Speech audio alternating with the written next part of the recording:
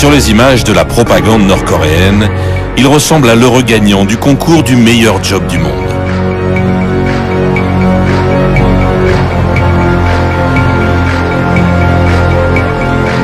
À chaque sortie, il a l'air émerveillé d'être là, de découvrir ce fabuleux pays que ses parents ont construit pour lui. Un pays où il doit un peu tout faire lui-même, dessiner les plans des nouveaux quartiers de Pyongyang, faire le maître nageur pour la jeunesse nord-coréenne, goûter les biscuits qui vont inonder les magasins du régime, superviser la croissance des poussins dans les fermes d'État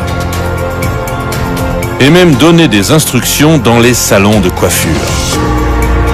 Des journées harassantes où il trouve tout de même le temps d'aller essayer les derniers manèges du parc d'attractions de la capitale. Ces images absurdes, amusantes ou terrifiantes, ce sont les seules dont on dispose aujourd'hui pour comprendre ce jeune homme qui dirige une puissance nucléaire. Kim Jong-un ne donne pas d'interview, alors nous avons choisi d'aller à la rencontre de ceux qui le connaissent le mieux pour tenter d'en faire son portrait.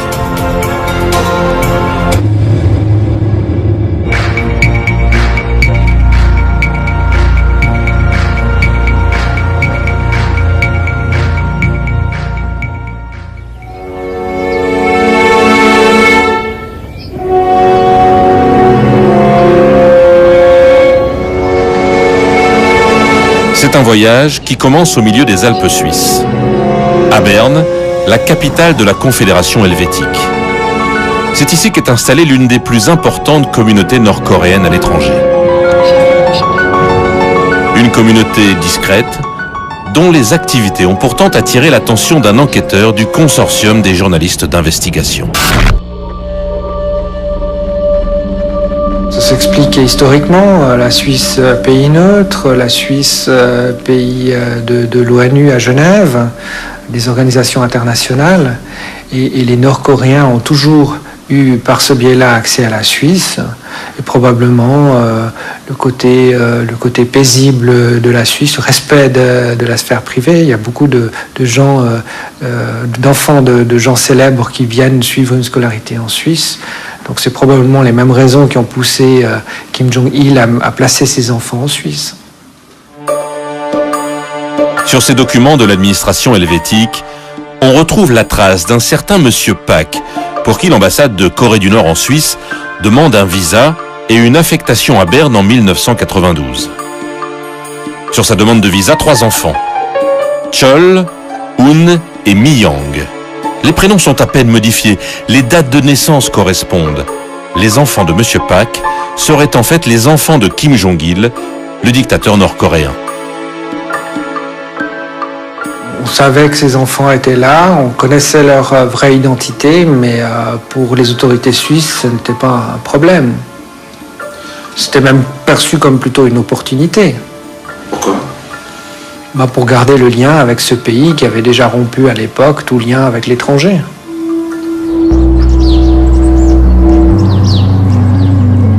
Pendant une année, la drôle de famille habite ici, à l'ambassade, située dans une banlieue résidentielle de Berne. Le plus âgé, Chol, suit une scolarité à l'école internationale voisine, un établissement pour enfants de diplomates et d'hommes d'affaires. Son frère, Un, est inscrit dans un autre établissement, une école publique de la ville. Il parle allemand avec ses camarades de classe, et après quelques mois difficiles, on le dit bagarreur et solitaire, il se fait finalement quelques amis suisses et s'intègre dans la vie scolaire.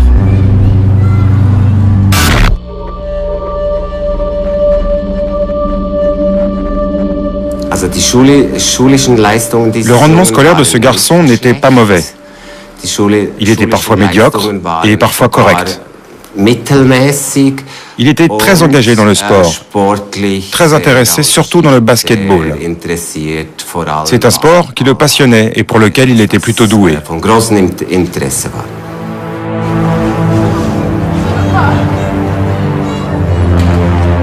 À cette époque, la famille Pak a emménagé dans un appartement banal près de l'école. Impossible de le visiter. Mais les photos sont disponibles sur le site d'une agence immobilière. un intérieur classique de famille moyenne. Dans ce quartier, les enfants mènent une vie plus libre avec leurs amis. Ils reçoivent parfois des cours sur la démocratie helvétique à l'école. Ils iront même visiter le Parlement suisse. Ensuite, il s'est fait des amis, oui. Il y en a même certains qui ont expliqué qu'ils étaient invités chez lui pour jouer à la Game Boy, etc. On sait aussi que Kim Jong-un jouait souvent au basketball avec des camarades du quartier, pas forcément de sa classe, qu'il y allait pratiquement tous les soirs, et puis que c'était un joueur tout à fait agréable, voilà, comme tous les enfants de cet âge-là. Les images du jeune Pak-un et de Kim Jong-un semblent très différentes.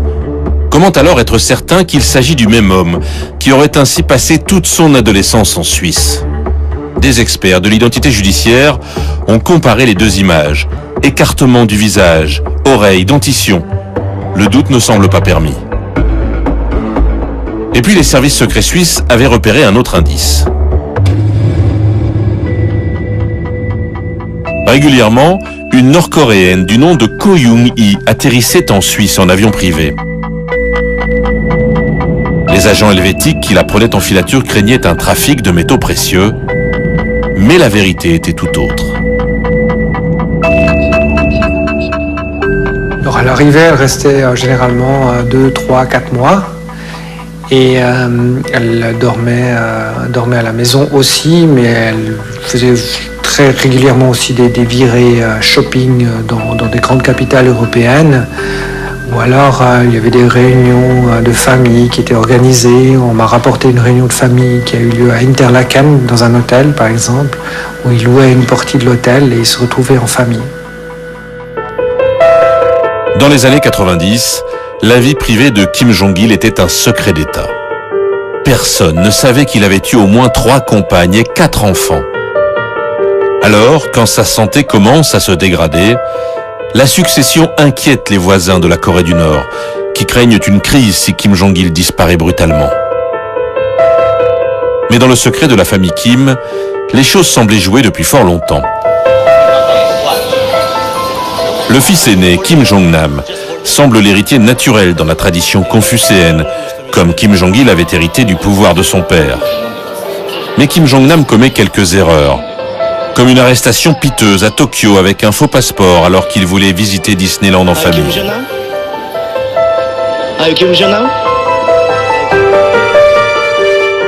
Le deuxième fils, Kim Jong-chol, éduqué en Suisse, est jugé lui trop mou, voire trop féminin par son père.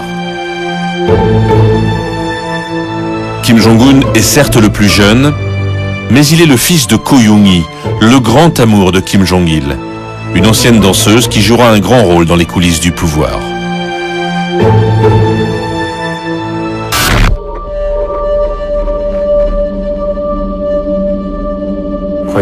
Ko Young-hee a joué un rôle important pour faire de son fils le successeur du régime.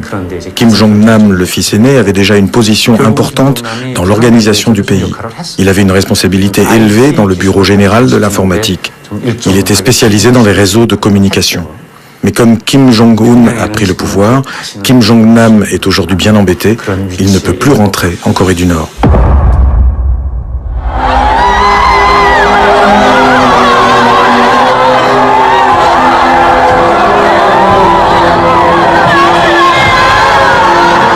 Le 17 décembre 2011, la Corée du Nord est en pleurs.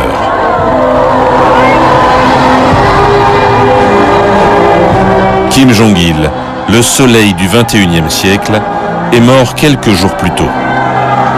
Le temps pour la propagande de préparer la mise en scène des funérailles. Des funérailles qui sont également la consécration de son jeune fils, révélé au monde et aux Nord-Coréens un an auparavant.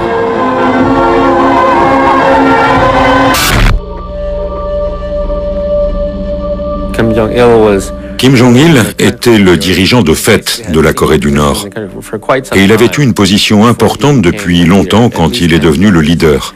Il était aux affaires depuis au moins 10 ans. Cette fois, c'est venu très brutalement. Ils ont utilisé la propagande, ils ont créé un mythe en réécrivant l'histoire, en disant que Kim Jong-un se préparait depuis de nombreuses années, mais ce n'était pas le cas du tout. C'est quand son père a eu sa première attaque qu'ils ont commencé à se préoccuper de la succession, mais il est mort très soudainement. Je pense que ce jeune homme n'était pas prêt. Il y avait un plan pour qu'il devienne le prochain leader, mais j'imagine qu'il pensait à 5 ou 10 ans pour cela, pas une seule année. Donc je pense que l'on voit clairement, pendant les funérailles, à l'air qu'il a et à la façon dont il se conduit, qu'il était en état de choc et qu'il n'était pas prêt à prendre la relève.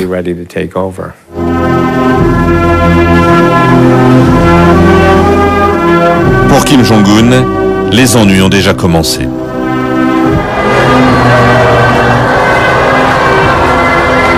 Les vieux généraux autour du cercueil de son père voient-ils d'un bon œil l'arrivée d'un dirigeant si jeune?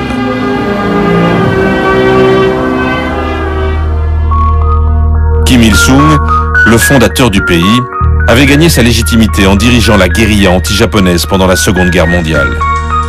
Kim Jong-il avait joué le rôle de numéro 2 du régime pendant une quinzaine d'années et il avait pris le pouvoir après 50 ans. Kim Jong-un, lui, a 26 ans, aucune expérience, aucune notoriété. Alors, pour se maintenir au pouvoir, il lance une gigantesque purge. Il faut installer une nouvelle génération à la tête du régime.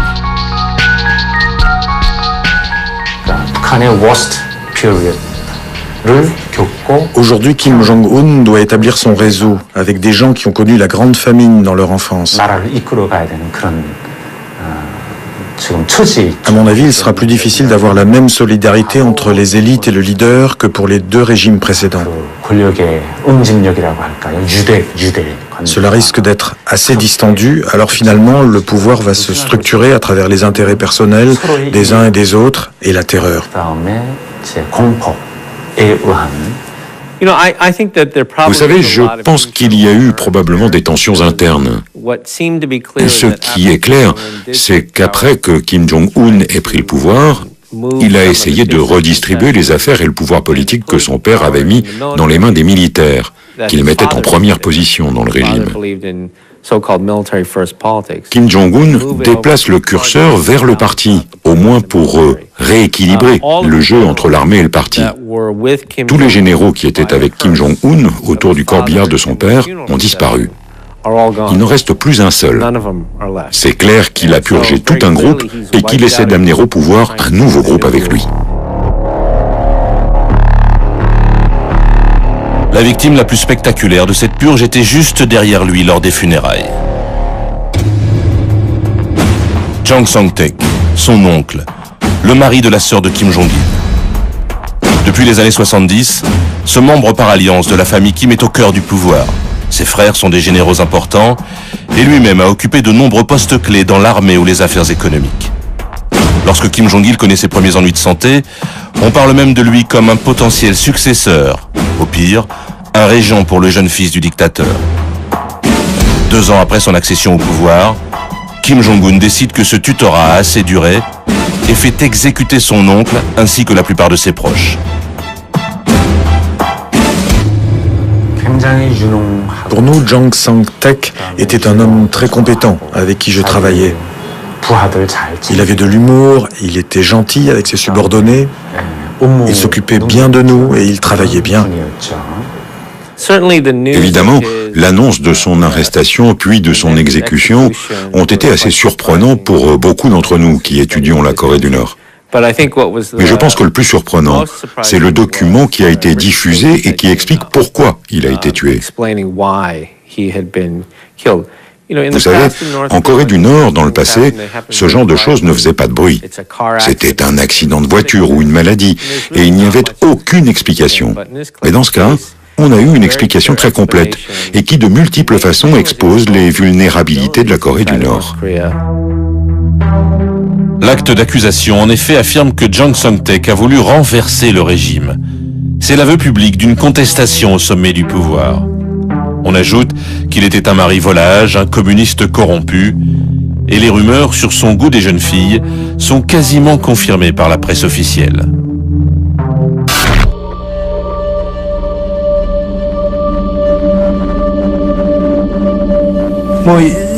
Cette exécution publique de Jang Song-taek va faire beaucoup de dégâts pour le régime. La Corée du Nord est un pays très confucianiste, où on respecte ses aînés, surtout la famille. Tuer son propre oncle peut entamer gravement la loyauté du peuple, plutôt que solidifier le pouvoir de Kim Jong-un. Je pense que les élites qui perdent leur respect pour le leader peuvent se détourner de lui.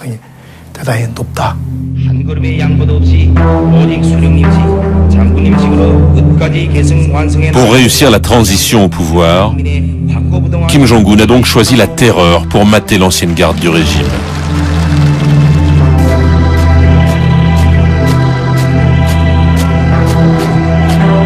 Ensuite, il a à son tour concentré tous les postes clés et placé ses propres fidèles autour de lui.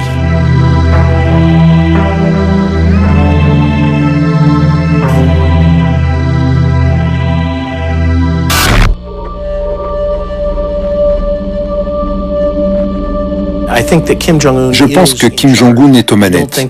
Je ne pense pas qu'il y a des marionnettistes derrière lui. Le système est prévu pour avoir un seul chef. Et donc, chacun doit démontrer sa loyauté personnelle à ce leader pour pouvoir survivre. «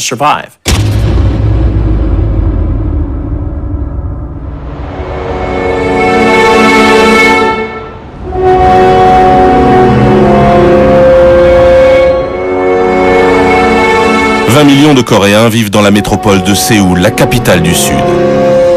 20 millions d'habitants obsédés par leur réussite, beaucoup plus que par Kim Jong-un. Quand on regarde bien, la ville est pourtant prête à la guerre partout. Un urbanisme contrôlé par les militaires pour en faire une cité imprenable. Un immense réseau souterrain conçu comme un abri contre les attaques du Nord. Mais personne ne remarque plus les masques à gaz ou les rations de survie, désormais en nombre dérisoire dans chaque station de métro. Je n'ai pas peur de la guerre, j'ai fait mon service militaire. Par contre, leur arme nucléaire, ça me cause un gros souci. Je ne comprends pas pourquoi ils développent les armes nucléaires. Est-ce que c'est pour faire du chantage? Pour nous menacer? Pour nous demander quelque chose? Ou c'est juste pour son prestige personnel? Je n'ai pas vraiment peur de la guerre. La menace avec l'arme nucléaire, par exemple, je pense que c'est en fait leur seul moyen de survivre.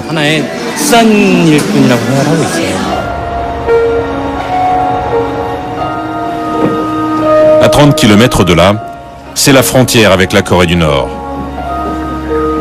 Une zone démilitarisée infranchissable de 2 km de large, avec de chaque côté des centaines de milliers de soldats. Séoul est à portée d'un simple canon. Et les soldats du Sud aperçoivent les villageois du Nord.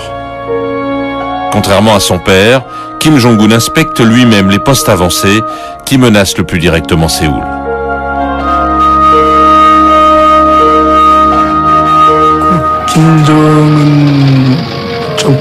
La différence qu'on ressent avec ce début de l'époque Kim Jong-un, c'est qu'il semble bien plus agressif et violent que Kim Jong-il. Politique militaire, c'est public, il ne s'en cache pas.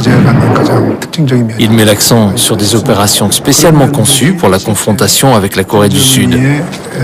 Il met son armée sur un mode de plus en plus combatif. On peut voir l'illustration de cette tendance lors des entraînements et des simulations qui sont imposées aux soldats nord-coréens. La première apparition de Kim Jong-un dans la propagande nord-coréenne a eu lieu 1 an avant la mort de son père. Il a été alors nommé général 4 étoiles, signe de son apparition au cœur du pouvoir. Car le pouvoir en Corée du Nord, c'est d'abord l'armée. Je crois qu'il a suivi les cours d'une académie militaire pour une période d'environ 6 mois. Ils lui ont donné quelques titres et bien sûr, vous connaissez la manière qu'ils ont de créer le mythe en disant que c'est lui qui avait préparé l'attaque sur une île ou contre une corvette sud-coréenne. Mais je ne crois pas qu'il ait la moindre expérience militaire crédible. Ils essaient juste de créer un mythe.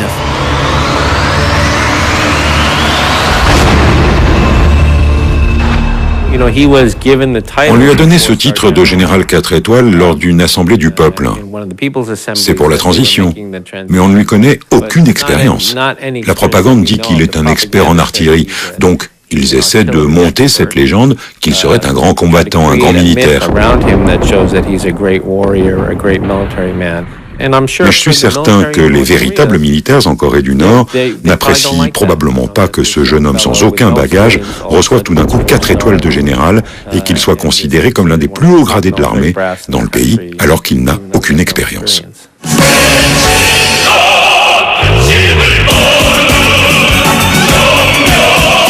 L'armée nord-coréenne compte plus d'1 million d'hommes et 6 millions de réservistes.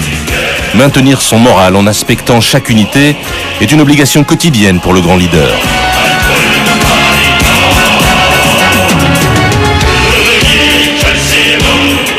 Mais les milliers de tanks, les centaines d'avions fournis par Moscou du temps de l'Union soviétique ne sont plus au niveau de leurs adversaires.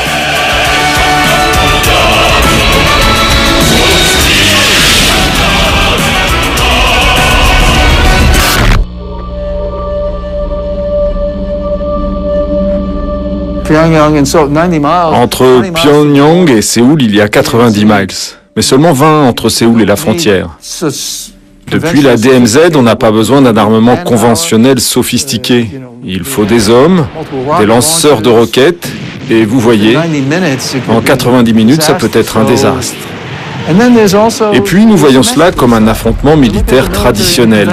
Il faut aussi s'intéresser à l'aspect asymétrique. Il existe d'autres forces militaires que les forces symétriques. Des éléments de destruction de masse. Pas seulement l'arme nucléaire, mais aussi l'arme biologique et chimique. Donc je pense que c'est un gouvernement qui a investi lourdement dans son armée, mais qui ne suit pas toujours la comparaison dans un sens purement militairement symétrique. Il existe une myriade de possibilités. Et certaines sont très importantes.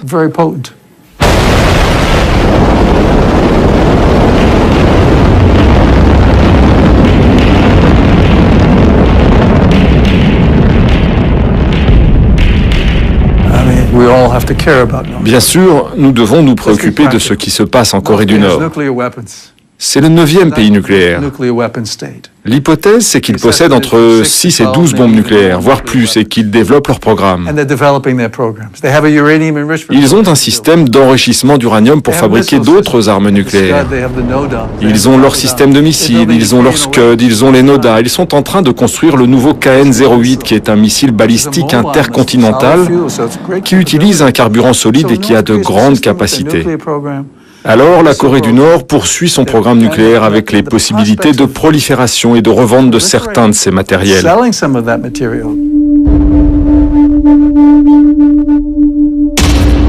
Le programme nucléaire, c'était le grand projet de Kim Jong-il. Mais son fils a décidé de poursuivre, voire d'amplifier son développement. Si l'armement conventionnel de son pays n'est plus de taille à lutter avec ses ennemis, posséder la bombe atomique est devenu une obsession pour la Corée du Nord. Des moyens considérables ont été employés, malgré les protestations internationales. Car à Pyongyang, on pense que la bombe atomique est la seule assurance vie du régime.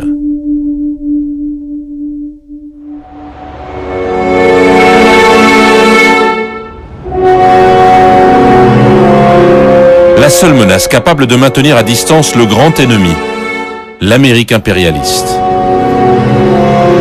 Celle contre qui il a fallu se battre dans les années 50.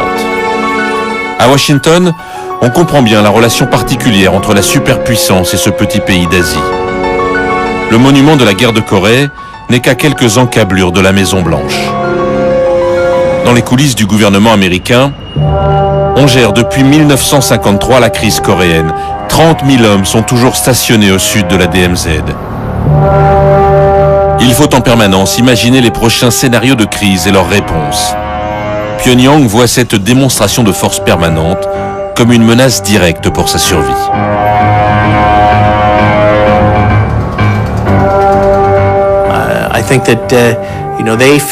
Ils redoutent la chute des Ceausescu, ils redoutent la chute de Kadhafi, la chute de Saddam.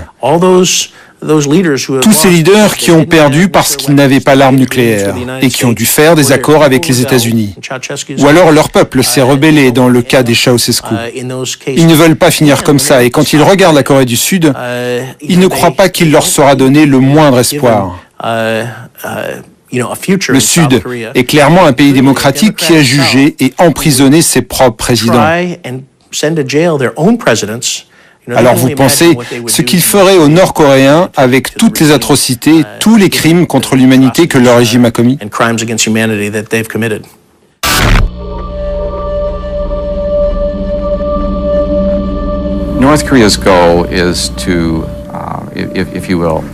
Le but de la Corée du Nord est, si vous voulez, de se placer dans une situation telle que personne dans le monde n'osera attaquer ce pays. Une fois qu'on a dit ça, les médias, eux, se demandent plutôt est-ce que les missiles nord-coréens peuvent atteindre l'Alaska ou la Californie ou ailleurs? En réalité, la Corée du Nord aujourd'hui a la possibilité de transférer des armes de destruction massive n'importe où dans le monde à travers ses sociétés de commerce, leurs filiales et un réseau sophistiqué de transport. Donc la Corée du Nord a déjà la possibilité de livrer une arme de destruction massive n'importe où. La Corée du Nord est donc déjà une menace nucléaire. Mais elle a également développé des unités de guerre électroniques parmi les plus puissantes au monde.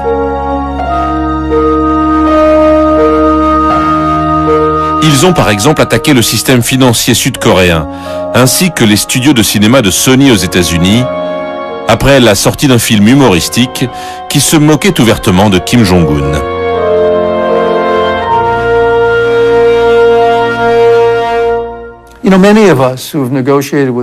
Vous savez, beaucoup de ceux qui, comme moi, négocient avec la Corée du Nord ont un grand respect pour leurs compétences.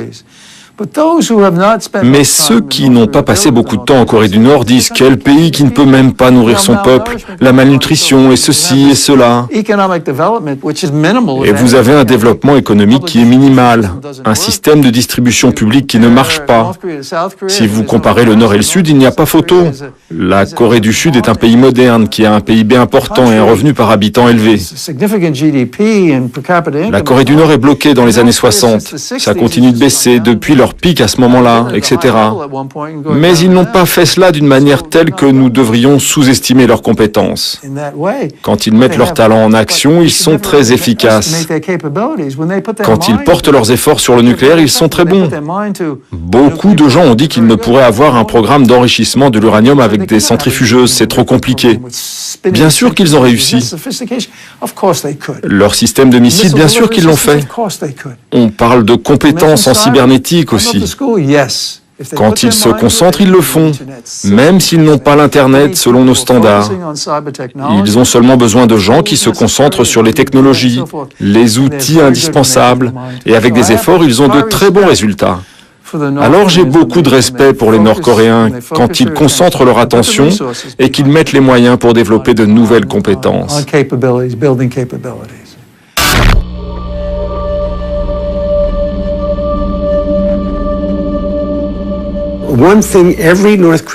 Une chose que chaque leader nord-coréen a compris, et ils l'ont bien compris je pense, c'est que s'ils baissent la garde, de leur point de vue bien sûr, s'ils baissent la garde, ils seront tout simplement traités par les grandes puissances comme le mobilier usé de l'histoire. Ils seront tout simplement jetés, piétinés, ignorés. Sinon, pourquoi leur prêter la moindre attention? Donc ils doivent tout faire pour que les gens s'intéressent à eux, pour qu'on ne voit pas juste un trou noir sur une carte. Ce qu'on montre habituellement. Ils veulent qu'on comprenne que c'est un vrai pays en action. Pas un désastre avec 24 millions d'habitants. Ils vont continuer à exister et devenir de plus en plus vivants en Asie du Nord-Est. C'est une grande ambition, et qui sait s'ils en seront capables.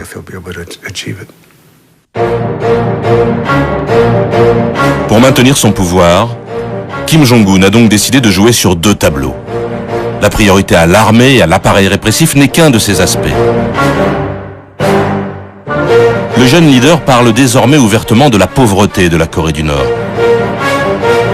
Il affirme même qu'il ne pourra dormir que lorsque ses habitants atteindront un niveau de vie suffisant. Depuis son plus jeune âge, Kim Jong-un fréquente un cuisinier japonais qui était au service de son père, avant de devenir son compagnon de jeu.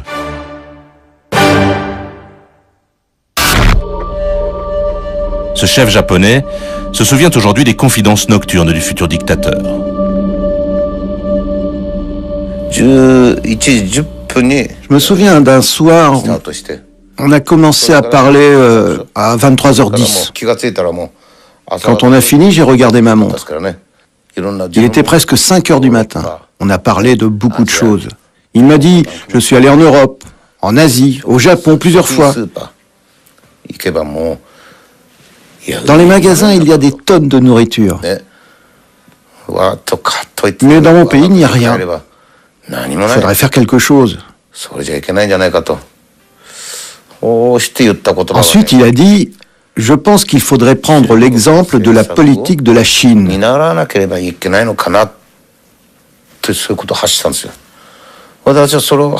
Quand j'ai entendu, j'ai compris qu'il choisirait cette ligne de réforme et de libéralisation économique.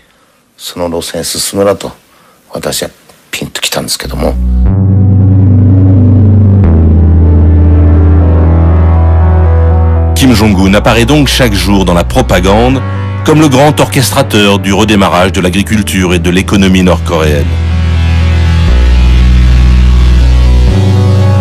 Les premiers résultats sont modestes, mais le pays semble avoir tourné le dos aux grandes famines qui ont décimé 10% de la population dans les années 90. Vous savez, dans son premier discours en avril 2012, j'ai eu l'impression que ses premiers buts étaient de convaincre son propre peuple et le reste du monde que c'était une nouvelle Corée qui débutait, que beaucoup de choses qui s'étaient déroulées dans le passé resteraient du passé.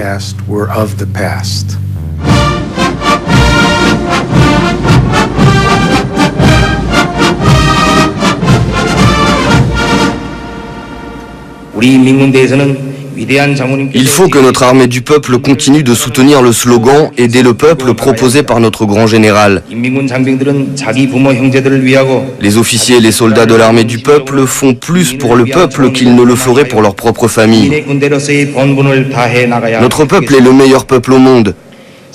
Il a soutenu fidèlement le parti en surmontant toutes les dures épreuves. Il ne faudrait plus jamais qu'il ait besoin de se serrer la ceinture. Il faut qu'il profite pleinement de la richesse du socialisme. C'est la résolution ferme de notre parti.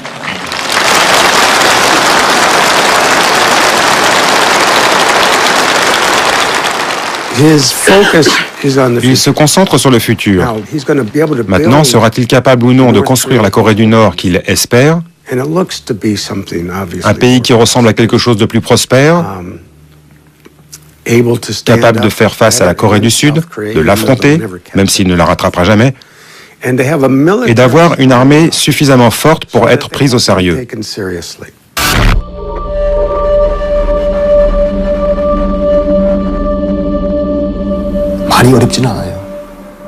Les Nord-Coréens ne vivent plus dans une misère totale comme avant. On n'est plus dans une famine absolue. Aujourd'hui, on vit à peu près correctement. Il y a juste un décalage entre les riches et les pauvres, mais ce n'est plus une pauvreté extrême. Chez vous, les images horribles des affamés nord-coréens circulent. Mais ça, c'était il y a 10 ou 15 ans. Aujourd'hui, ce n'est plus le cas. La Corée du Nord est en train de bouger en interne au moment où nous parlons. Il y a des changements incroyables en cours dans le pays. Kim Jong-un autorise un nombre sans précédent de gens à quitter le pays pour apprendre les rudiments de l'économie. pour apprendre le commerce international, pour apprendre comment effectuer la transition entre une économie contrôlée et une économie de marché. C'est remarquable qu'ils permettent cette situation. Les Nord-Coréens peuvent aller à Singapour pour apprendre les rudiments du business. Ils vont à Hong Kong. Ils vont au Vietnam. Et au moment où nous parlons, il y a des Nord-Coréens au Canada qui étudient l'économie internationale et en même temps, un certain nombre d'étrangers, y compris de Singapour, vont en Corée du Nord et discutent des bases du business. Donc, c'est un jour nouveau, c'est un monde nouveau, et il est impossible pour le moment d'imaginer ce que cela voudra dire et quelles pourront en être les conséquences. De ce qu'on sait, par anecdote, de gens qui n'ont pas seulement été à Pyongyang, mais aussi dans la campagne, il y a des moyens affectés au développement. Logement, infrastructures, nourriture. Dans les zones rurales, il semble qu'il y ait des réformes ou des changements qui vont améliorer les récoltes. Rien de tout cela n'est décisif. Et tous les gens en Corée du Nord qui conduisent ces changements sont probablement inquiets par leur pérennité. Parce qu'il n'est pas totalement clair que ces choix viennent du sommet. Mais c'est un effet d'accumulation. Une économie nouvelle dans un corps politique issu de la guerre froide.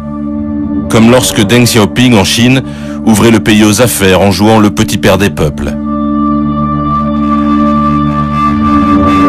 Mais le contrôle psychologique de la population est d'un tout autre niveau en Corée du Nord, une véritable secte fermée. Pourra-t-elle survivre à ce début d'ouverture?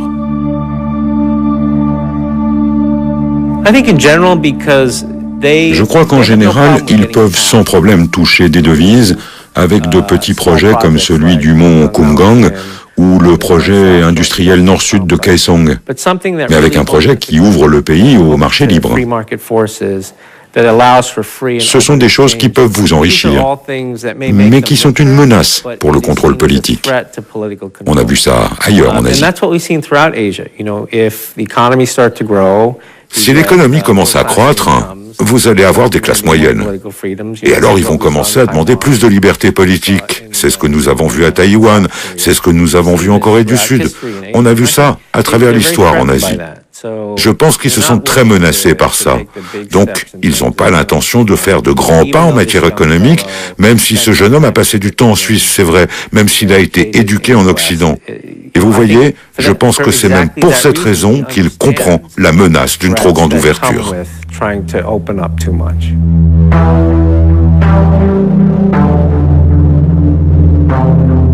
Pour Kim Jong-un, c'est une question de survie. Après les années de misère sous le règne de son père, il faut rendre espoir aux Nord-Coréens pour maintenir la cohésion du pays. Ses apparitions souriantes, son embonpoint, tout cela participe de la résurrection de l'image de Kim Il-sung, à qui il finit par ressembler physiquement. En Corée du Nord, même un tout petit enfant dans la rue adore Kim Il-sung. Il est le grand leader. À son époque, on mangeait bien, on n'était pas dans la misère. C'est à partir de Kim Jong-il que le pays a connu la grande misère. Alors Kim Jong-un montre simplement qu'il n'est pas comme son père, mais plutôt comme son grand-père, que tout le monde aime.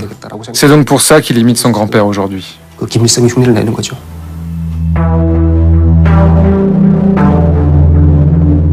Kim Il-sung, le grand-père, le fondateur vénéré de la Corée du Nord, est toujours officiellement le président éternel du pays.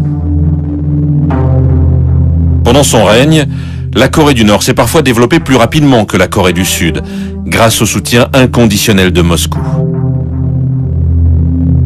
Mais avec la chute du bloc soviétique, Pyongyang a commencé à déchanter. Son économie s'est déréglée, et la grande famine a eu lieu sous la direction de Kim Jong-il.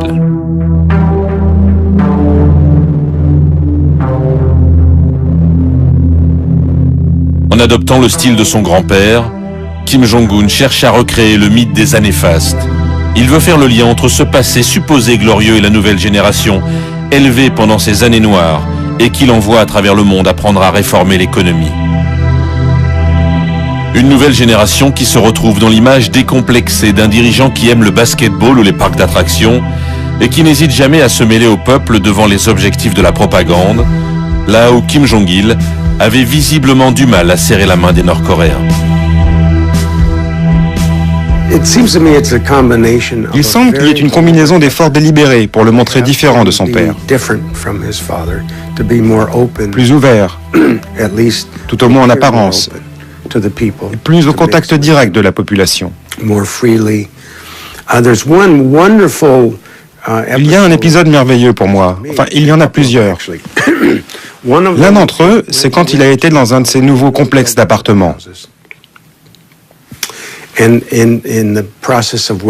En faisant connaissance avec un couple, il s'assoit tranquillement avec eux et sert à boire, avec sa femme à ses côtés, assurant le service comme n'importe quelle mère coréenne.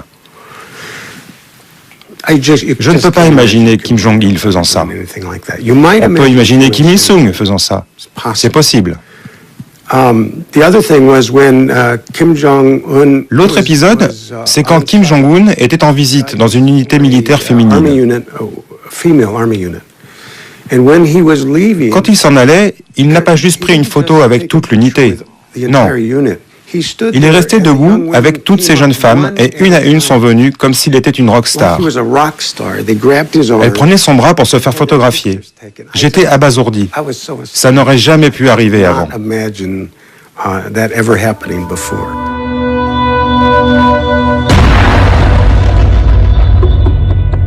Ce qui semblait également inimaginable, c'était d'entendre la voix de Kim Jong-il.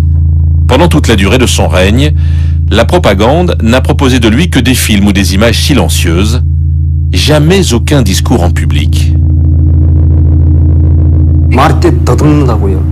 Kim Jong-il ne pouvait pas parler. Il était bègue. Donc oui, il ne pouvait pas s'exprimer devant le public. J'ai pu entendre sa voix une fois à travers une porte, quand il avait des réunions avec son état-major. Il balbutiait, il avait des troubles du langage. Kim Jong-un, par contre, lui, il parle. En plus, il parle comme son grand-père. Il fait une imitation de sa voix. Donc au début, on disait même que Kim Il-sung était ressuscité. À ce point-là, c'est un travail d'acteur pour recréer son image.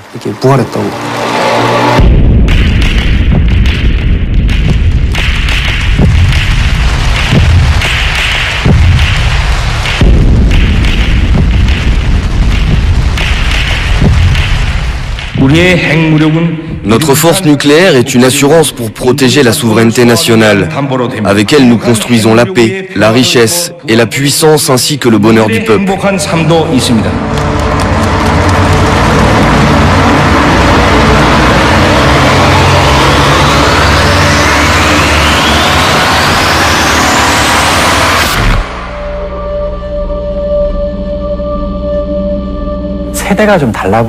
Il y a une différence de génération d'abord. À mes yeux, Kim Jong-un et Kim Jong-il sont différents dans leur style. Kim Jong-un a fait ses études à l'étranger. Alors, il serait plus proche des critères internationaux. Donc il a l'air plus normal comparé à Kim Jong-il, qui se mariait avec trop de femmes et qui ne voulait pas montrer sa famille et ses fils. Kim Jong-un ne sera pas comme son père. Alors je pense qu'il est en train de montrer un style de président relativement normal.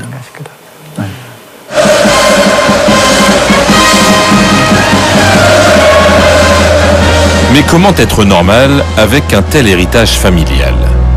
Kim Jong-un semble avoir fait le choix d'une certaine transparence sur sa vie familiale. Dès le début de son règne, il exhibe son épouse. Elle l'accompagne dans ses nombreuses visites sur le terrain. Présentation impeccable, elle s'autorise parfois des accessoires de luxe dans sa toilette. La Corée du Nord, pour la première fois, tient sa première dame, souvent souriante, symbole de modernité et de différence. Kim Jong-il, lui, avait multiplié les compagnes loin des regards. Il les sélectionnait pour l'essentiel dans la troupe des artistes officiels du régime. Une troupe conçue d'abord comme un véritable harem pour les cheerleaders. Là la mère de Kim Jong-un est issue de ses rangs, tout comme son épouse aujourd'hui.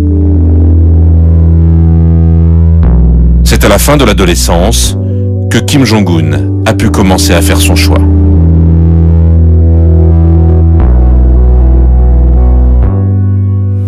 Personne n'avait interdit à Kim Jong-un de sortir avec des filles. Mais il n'était pas intéressé, simplement. Il aimait juste le sport. Il faisait tout le temps du basketball. Un jour, j'ai été soulagé. Ce jour-là, il y avait, dans la brigade des plaisirs, une fille avec une forte poitrine. Kim Jong-un m'a appelé pour me dire « Fujimoto, tu as vu cette poitrine ?» Ça m'a soulagé quand il m'a dit ça. Je me suis dit « C'est un garçon, tout va bien. »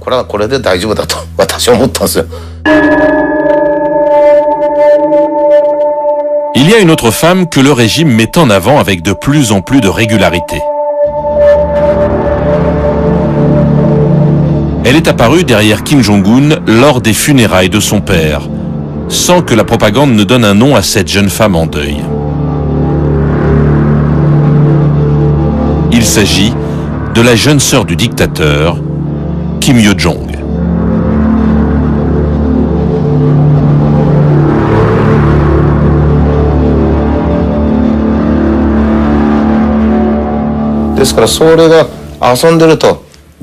Quand elle jouait et que son pantalon ou ses couches glissaient, c'est Kim Jong-un qui s'en apercevait. Attention, attention, il le remettait en place pour elle. Il la chérissait tellement. Encore aujourd'hui, il la chérit toujours.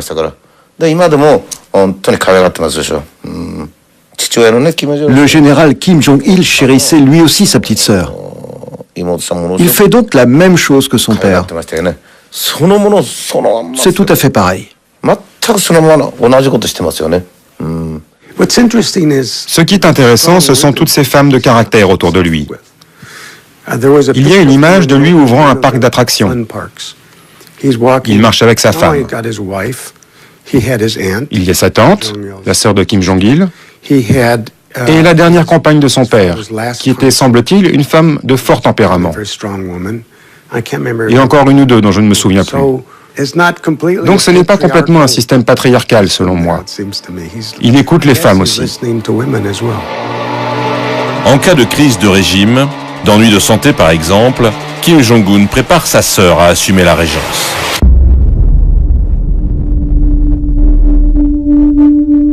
Fin 2014, le dictateur a disparu quelques mois en raison d'une opération chirurgicale à la cheville. Là encore, il a offert une transparence étonnante dans les médias officiels qui l'ont montré claudiquant, convalescent.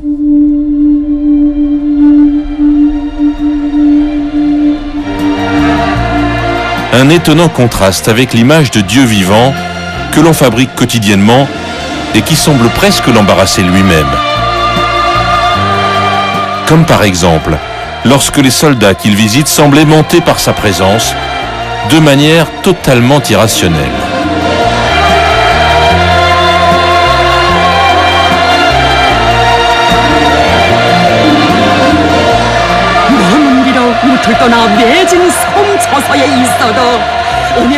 Il n'y a rien de spectaculaire dans ces images.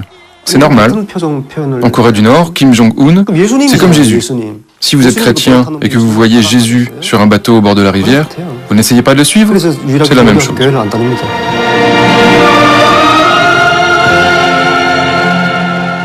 Bien sûr, tout cela n'est pas crédible. Le grand leader qui fait des grenades avec des pommes de pin, le grand leader qui a le pouvoir magique de se déplacer à grande vitesse, même la météo est liée à la grandeur du leader. Toutes les chansons en font une idole, tout ça n'est pas sérieux. Mais le lavage de cerveau est très dangereux. Quand on est exposé de manière répétitive à des chansons, des vidéos, des histoires parfois touchantes, parfois grandioses, on finit par y croire. C'est ce qu'on appelle la psychologie des foules.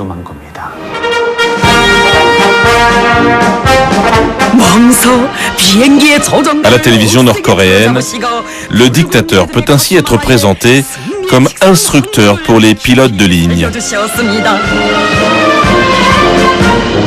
Un montage qui peut sembler ridicule pour un spécialiste, mais un élément de langage habituel pour le régime. Avec une question, lorsque l'on regarde ces images. À quel point l'acteur principal se prend-il au jeu? À quel point le discours délirant de la propagande a-t-il façonné la personnalité de Kim Jong-un?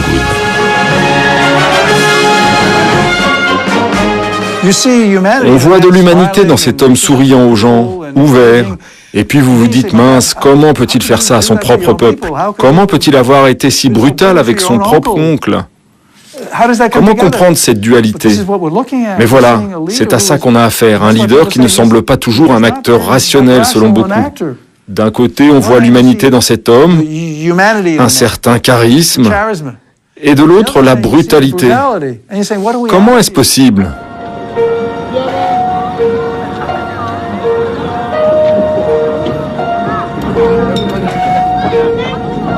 Sur la frontière entre les deux Corées, les postes d'observation sont devenus des destinations touristiques.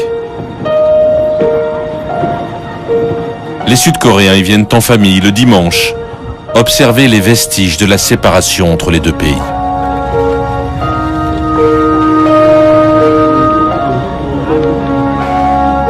Je ne sais pas. On n'a pas beaucoup d'informations accessibles sur Kim Jong-un. La seule voie, c'est les médias. Mais bon, quand je regarde cela, je n'ai pas l'impression qu'il va rester longtemps au pouvoir. Même l'Allemagne s'est réunifiée.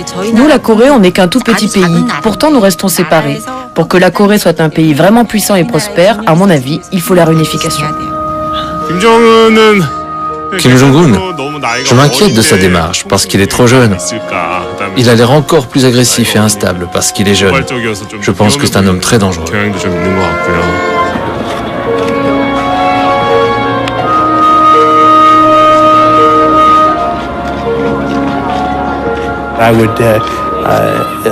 Je veux bien parier mes 34 années d'uniforme. La Corée du Sud battrait la Corée du Nord. Ce serait sanglant. Ce serait tragique.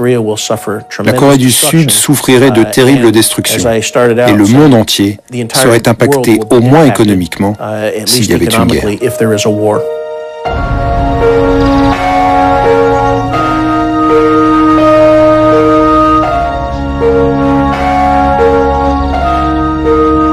Cette frontière, la dernière de la guerre froide, a-t-elle une chance de tomber?